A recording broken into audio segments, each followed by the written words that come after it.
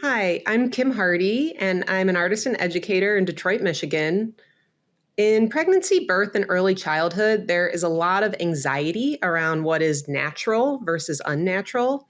And I see that tension in your work in making things that are natural or just things that are common appear strange or almost alien. How do you think about what is natural, and how do you sort of cope with moralizing around ideas of naturalness or ideas of nature? Hi, Kim. Thanks so much for the great question. It's actually something that I think about a lot, and it's so near and dear to my heart. So thanks for asking it so that I can contemplate it aloud with you. I felt so self-conscious when I was about to give birth to my first child. And I actually had this exact dilemma, I guess, around these words of natural, like, because people would ask me, people who I really love, who are very well-meaning, would ask me, are you going to have a natural birth? I was so stumped, like, what does it mean? And I think they meant some spectrum of, are you going to have a vaginal birth? Are you going to have an epidural? Are you going to give birth in a hospital? Are you going to have a C-section? Is a hospital vaginal birth natural? Is a birth in a home with a covered roof and HVAC natural? Is only giving birth in a field uncovered or in a cave natural? Like, where's that spectrum end? And I think when you start to kind of pick it apart, you realize that to be human is to use tools. To be human is to innovate and do all of the things that, I don't know, give us joy and meaning and all of these things. So I think the issue perhaps isn't whether something is natural or not, but to kind of evaluate where the judgmental aspect comes from. And I'm literally kind of thinking aloud on this because it's a question that's so dear to my heart.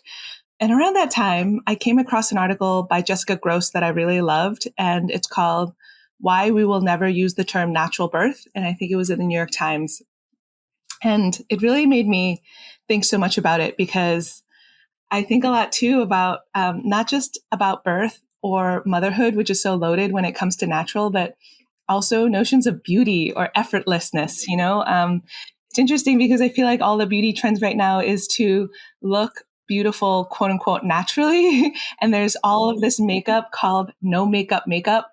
And the idea that we must force a certain kind of people to appear to do lots of invisible labor so that it appears to be effortless, to be a certain way or to perform a certain way is so unfortunate. I remember when I was reading a lot of media theory in grad school, I started to really question what technology is because at that time, I was working a lot with Google Glass or virtual reality or augmented reality, which at the time was very cutting edge. So everyone knew this is technology.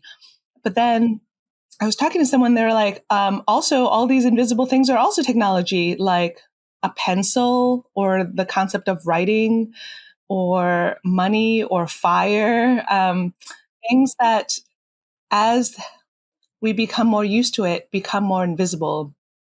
And we take for granted the ways that they're influencing us.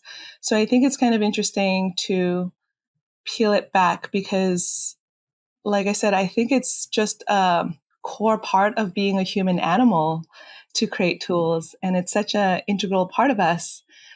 And so a lot of times, if I have a knee-jerk reaction to something, if I feel something is like natural or unnatural, or maybe at the root of it, if I feel like a twinge of jealousy, I think, oh, what am I actually responding to here?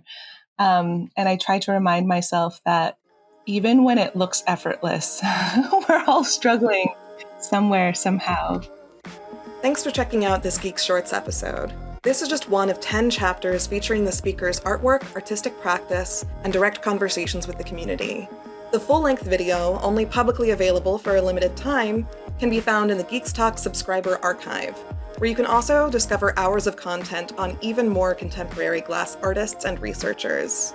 As a BIPOC and artist-led organization, GEEX redefines the culture of contemporary glass by canonizing artists and thinkers who have been historically marginalized in the field. If you'd like to support this effort, subscribe to GEEX and gain access to exclusive content. For more info, visit geeks.glass/support. Thanks to this episode's sponsors, listed on screen and in the video description below.